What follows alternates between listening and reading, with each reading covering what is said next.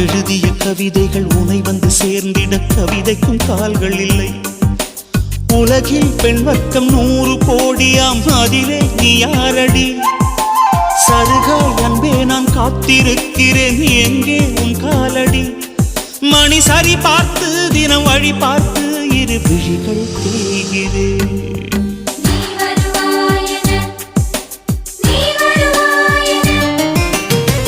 பார்த்து பார்த்து கண்கள் பூத்திருப்பேன், நீ வருவாயென.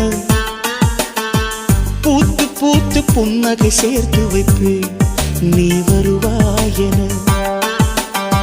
தென்றலாக நீ வருவாயா? ஜன்னலாகிறேன்.